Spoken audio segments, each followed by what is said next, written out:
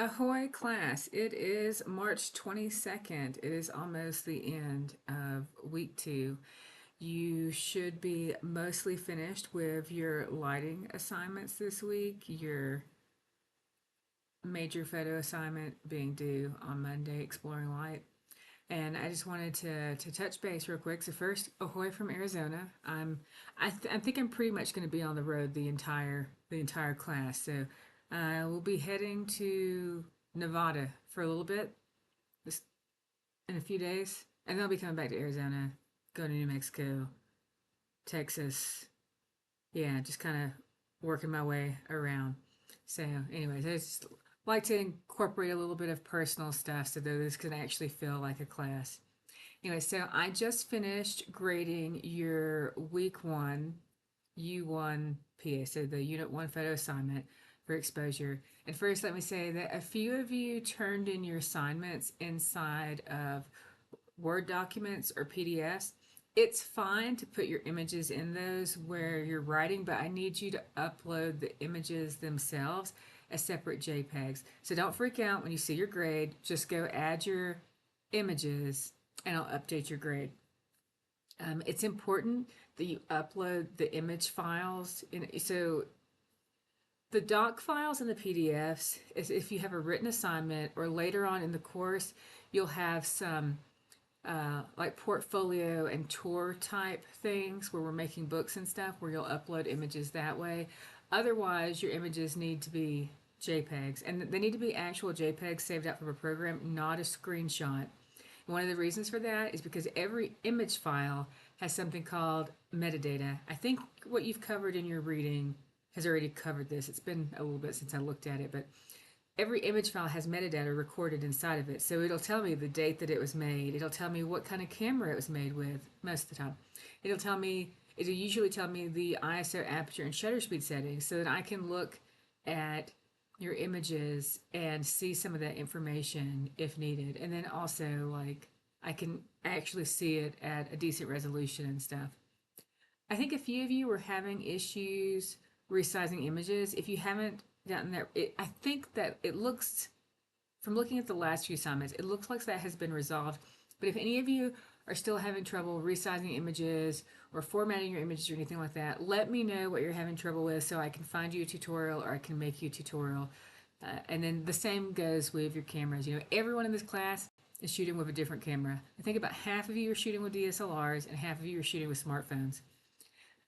These entry level assignments, you're going to notice a lot more control and capability if you're using a DSLR, but you can simulate it enough with a smartphone.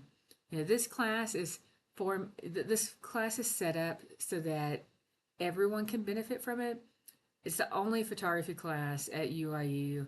There's no point for most people to go buy a very expensive camera if they're just taking this class just to learn how to take better photos. You can start by learning how to take better photos with your phone, and then if you love it, move up from there.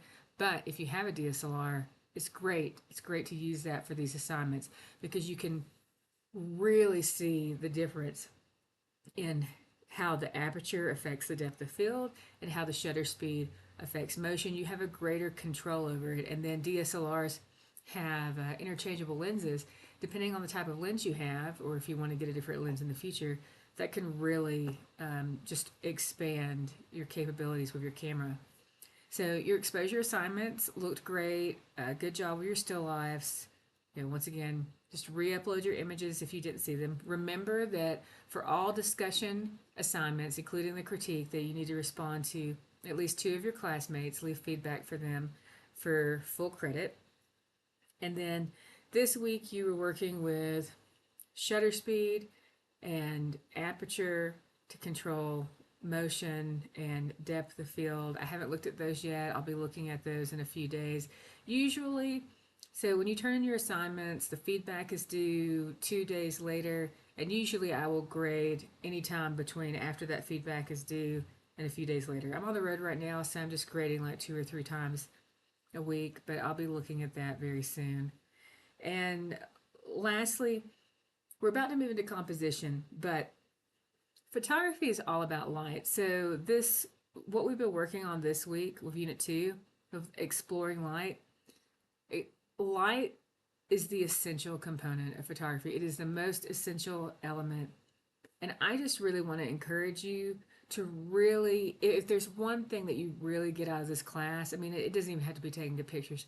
If there's one thing that I really want you to get out of this class, is to learn how to see light, to notice the difference in color, intensity, direction. I was having dinner last night and I had a glass of water and I noticed how it was refracting and reflecting the light from the light fixture above us onto the tablecloth and creating this really cool look. A lot of times when I go out to shoot, instead of having a subject in mind, I just go out and I look for beautiful light and I let the light guide me to what I'm taking pictures of. And then also one of the best things to do, I'm traveling right now. So of course there are things that I want to take pictures with in the background. But a lot of times when you're out traveling, this is what I want you to encourage you to do.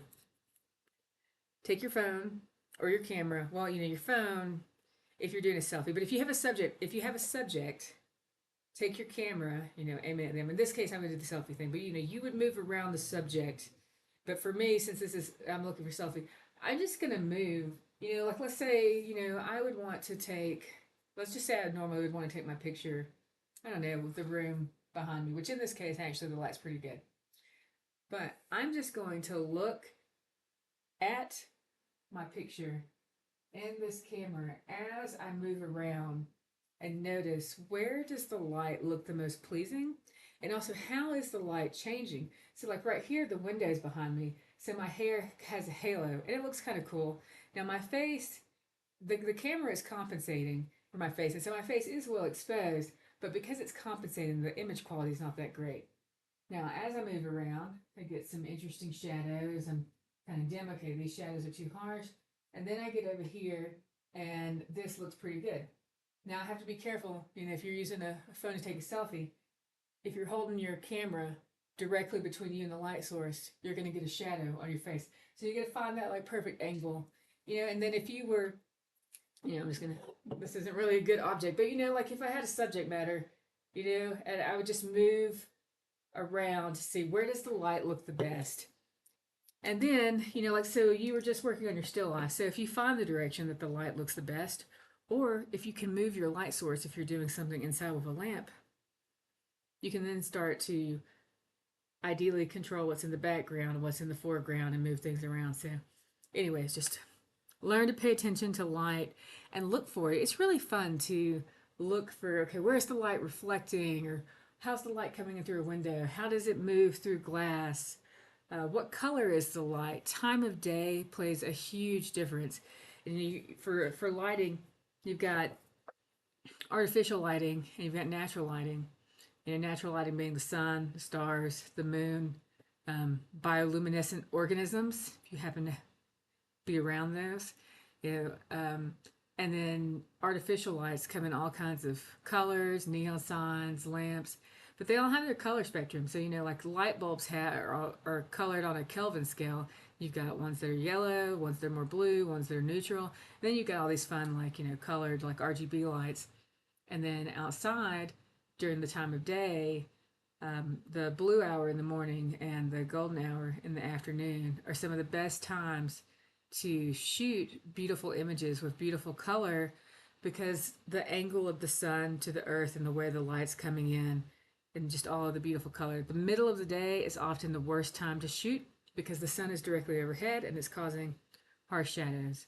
And then one more tip, which I do think was in your lecture material somewhere. One of my tips for most people is, like, if you're trying to take a nice portrait of someone or something, cloudy day is great because the clouds act like a softbox or a diffuser, diffusing that sunlight that's coming through, so they soften it so your shadows are a lot softer. So I hope you are enjoying the class so far. And lastly, I just want to remind you that now that we're moving into week 3, you need to turn your assignments in on time. The first couple of weeks of class, I'm really lenient because I know you're getting used to the class and the structure.